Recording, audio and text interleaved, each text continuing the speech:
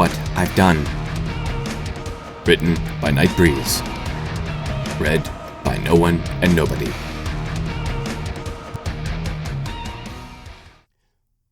Chapter 22. I waited until I was certain that the two alien ponies had left the room before turning to the thing I had created. From Robert's remains. That makes it sound so much worse, I thought as I kneeled down in front of the metallic cat. Bob, I got some bad news. Robert just looked up at me, those crystal globes he used as eyes, strangely expressionless. What is it? Though his face was expressionless, I could tell that he still felt, if the worry in his voice could be trusted. I just shook my head a little. You aren't... you. The cat blinked, but otherwise didn't show that he had even heard me. When your original body died, you're only... The cat just looked at me expectantly. I took a deep breath to steady myself, then just dived in. Bob, your soul passed on when you died. What's in front of me is little more than fragments that got left behind. The cat looked down at that, then back up at me. Okay? Okay? Bob, aren't you the least bit upset about this? No, he said blandly. I don't think I have the capacity to feel upset. It was one of the things I wanted to see if you could fix. But... I just shook my head at that. I'm sorry, Bob, but if I could fix you, I would. I don't even know how I got you into that body in the first place. We just sat there in an oppressive silence for what seemed like forever. Several times I tried to meet that crystalline gaze of his, but I found that was next to impossible in terms of difficulty. He was a reminder, a brutal symbol of not only what had happened to us, but also of my inability to save him. I'm sorry I wasn't there for you, I whispered quietly. What? Again, I tried to meet his gaze, but found myself staring at the floor instead. When you died, when all of you died, I could hear your last thoughts, your last gasps of air. I know this isn't really you, at least not all of you, but I won't get a chance like this again. Finally, I lifted my gaze, and with a lot of effort on my part, I was able to lock gazes with my creation. I'm sorry for not saving you on that day. More importantly, I'm sorry for dragging you back into this. The cat shook his head. Alex, don't be. We were all dead men anyway. It's not your fault we ended up like this. Nor should you feel bad about bringing me back into this. I chose to take this body, he said, as he put a single paw on my knee. We could all feel you working on something. Some kind of vessel that could give us some semblance of life. When it was completed, we decided it would be me to deliver our message. What message? I asked quietly. That you're not alone. I could feel the sincerity of his voice, the determination, the courage, everything. Not only that, but our job isn't over. We set out to make sure that they couldn't do anything like what they did to us. And we intend to see that through. I looked away for a second, then back into those crystal orbs. Somehow, his words breathed new determination into me, giving me hope for the future. This wasn't just about defending our new home anymore. No, this was something entirely different. It wasn't justice or vengeance. Those words, at their core, meant retribution for some past wrong. Don't get me wrong, vengeance sounded pretty good right about now, but that wasn't what I wanted. What I wanted was to ensure that my past wasn't repeated. Luna, we have a problem. Princess Luna looked up from her quiet conversation with the young Twilight Sparkle. What happened? She asked, worried about the sound that had drawn away her sister a couple of hours ago. Princess Celestia quickly approached the two, her golden-shod hooves sounding ominous against the quiet that had befallen the lounge that adjourned the labs. That sound from before, It was another alien ship, crash landing in Canterlot. Twilight gasped at that. But Princess, the only reason that the other one didn't... Fortunately, this one was much smaller, and did not require our intervention to keep it from destroying us all, Celestia clarified. Her voice grew much more somber, however. But, because we were not trying to slow this craft down, it crashed into the downtown residential area. Both Luna and Twilight looked horrified at that. Sister, how many? Luckily, it seems that most of the ponies in the area were at work or school at the time, and managed to avoid the crash. However, there were casualties, though I still don't know how many, Celestia said grimly. Luna bit her lip at this, while Twilight looked shaken. What of those that piloted the craft? The Lunar Princess asked. Celestia shook her head. From what I could see, the craft was unmanned. Luna gave her sister a knowing look at that. But you do not believe that? I do not. I believe that whomever piloted the craft also abandoned it before it landed, and could be running amok somewhere in Equestria. The craft survived the crash with barely any damage to the inside, which leads me to believe that it is designed for that kind of thing. Princess Luna opened her mouth to speak, but was interrupted when the door behind her creaked open, revealing a determined-looking human. Are you okay? Twilight asked uncertainly. Yes, okay, I'm doing. Just had clear thing with bright flame, he said, his tone businesslike. Evening, can work on calculation device. Have get weapon ready. Twilight nodded at that, her face breaking out into a smile. Sure, just make sure you don't push yourself, okay? He returned the smile, then looked up at the other two, finally noticing that the Sun Princess had returned. What was thing? Celestia just shook her head, however. We'll tell you later. It's more important that you stay focused on the task at hoof. The human gave her a grim look at that, then nodded, as if he saw something there that no one else could. I understand. You worry, I work. Together, get both done half-time. Celestia returned the nod, then turned to leave, her sister close on her heels. Why did you not tell him? Luna asked, curiously. Because not only has he probably already guessed what happened, but at this point, it would be redundant, Celestia said, once the door behind them had closed. He already knows that the aliens are going to attack, and he knows their capacity for violence and death far better than we possibly could. Anything we can tell him about them at this point would be a distraction, one that we cannot afford. Luna thought about this for a second. True, but what should we do about this new development then? What can we do? The best I can think of is to increase the alert status of Equestria, as well as to give the bearers constant... Celestia started to say, but stopped herself when one of her solar guard trotted up to the two princesses. Your Highnesses, some kind of craft has been spotted heading straight towards Canterlot, he said with a gasp. What? The two sisters said in unison. It is moving far slower than the one that crash-landed a few hours ago, but its course is unmistakable. It's headed right for us, the sergeant said grimly. Begging your pardon, priestess, but why are we here again? Kivalt asked, her panic rising as she eyed the armed warriors and the lone Kryn that shared the shuttle's storage space with her and her brother. Calm yourself. Did you not want to see this planet's wonders? The priestess said. Besides, you know why you're here. Do not worry.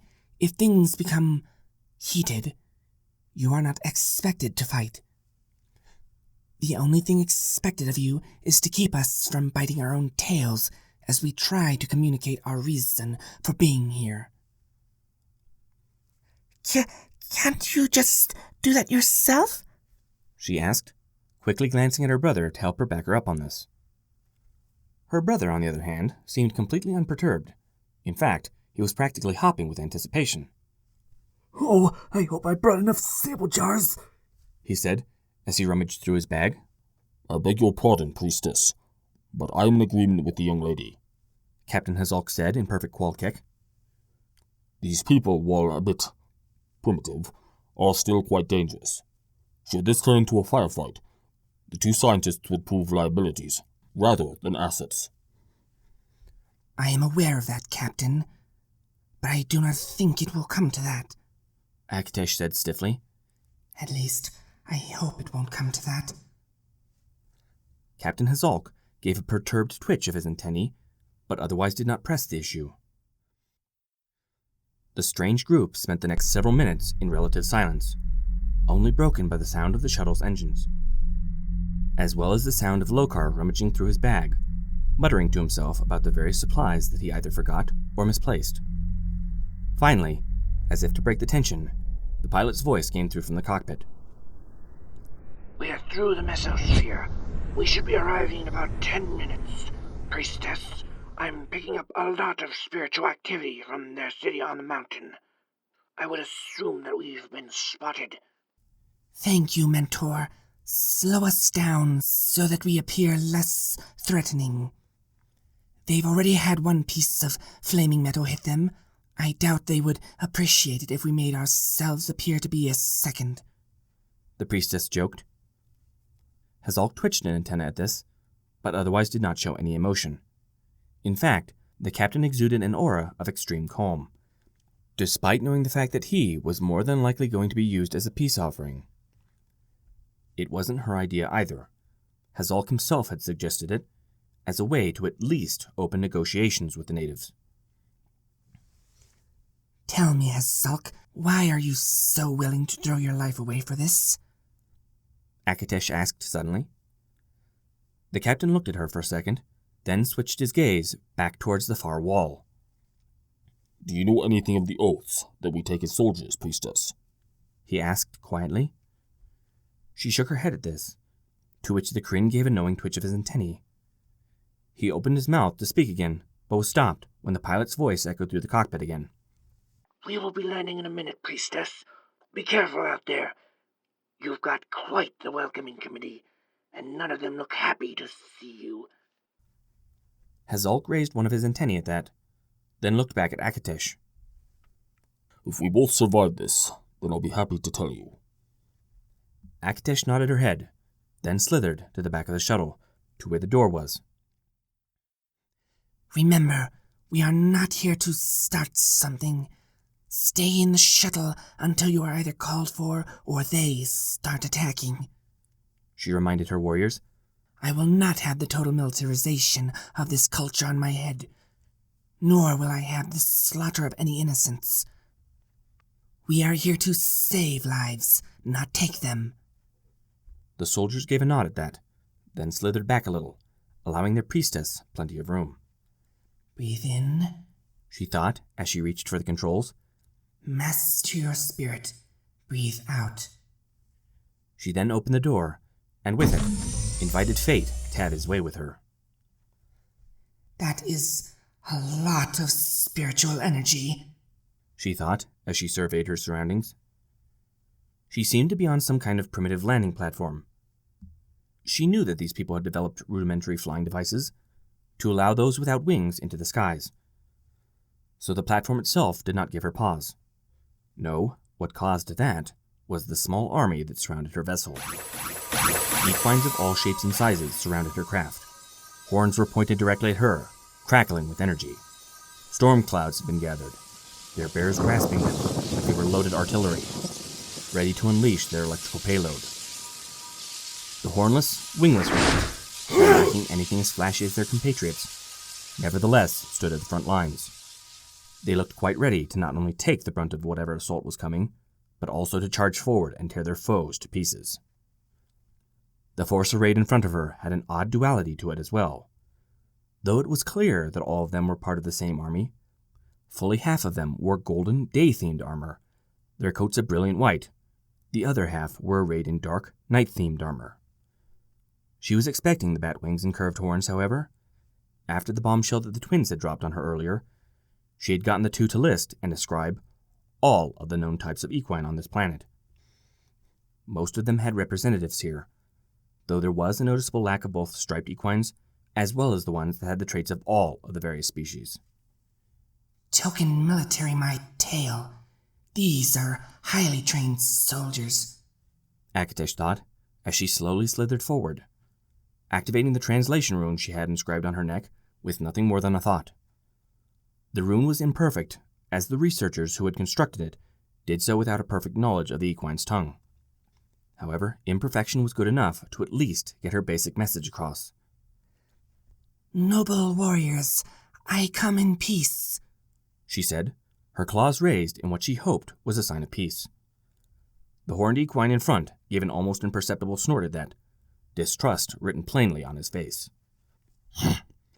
Quiet face, snake lady. Can see bug in ship. You work with bug. Help bug make us slave? He said belligerently. Akitesh shook her head at this. No, I only want to talk. The bug won't hurt you either, I promise. The soldiers looked like they weren't buying it, but luckily for Akitesh, she didn't have to continue in her attempt to appease them. Unluckily for her, that was only because someone much worse than the soldiers had appeared. Standing is downwards, A crystal-clear voice called out from the crowd. Immediately, the glow around the horns, as well as the lightning crackling from the thunderheads above, dissipated, though Akitesh knew that could change at a moment's notice. Akitesh sighed in relief, but froze up again the moment the ranks in front of her parted. Just as the twins had described her, the White Queen of this people stood head and shoulders above her subjects. Beautiful white coat, magnificent wings, piercing violet eyes, and a mane and tail that flowed and fluttered with the currents of the spiritual field of the planet. What she wasn't expecting was the second one. She was shorter than the White Queen, her coat and wings being a far darker blue color, but her azure gaze was no less intense. Her mane and tail also seemed to flow with the currents of the planet. But that was where the similarities ended. In that mane, Akitesh was certain that she could see eternity. Business what have here do you? The White Queen asked. Her tone was smooth and level, but Akitesh could detect just the smallest trace of steel in her voice.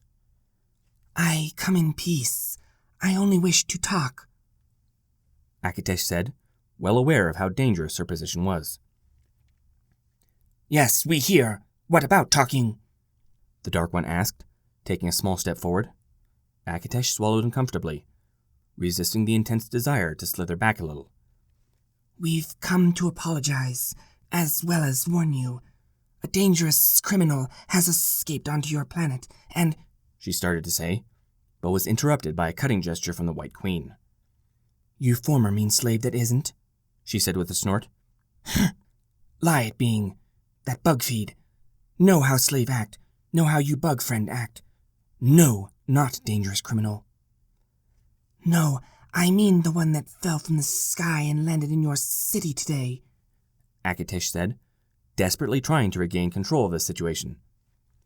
Surprisingly, this stopped the two equines, causing them both to look at her with thinly veiled concern.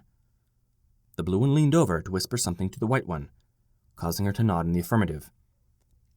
We are doing the listening, the White Queen said. Akitesh sighed in relief at that. If I ever get out of this, I'm going to spend the rest of the year soaking in my tub, she thought to herself. Illisk looked around, making sure that he hadn't been spotted. Luckily, it seemed that not a whole lot of those colorful monsters came this way, so he felt pretty secure in his hiding place. With nothing but a thought, he brought up his tracker again. They move quickly. I won't have much time, he whispered to himself as he watched the Cusan energy signature approach the city. Without another word, he closed his tracking software, pulled out his plasma pistol, and pointed it towards the wall in front of him. With any luck, he'd be through the wall and on the other side without anyone noticing. He knew that wouldn't be the case, but at this point, he was running on borrowed time. Just in case, set suicide clock for 3 hours. Constant monitoring upper right-hand part of the screen, he thought, right before he opened fire.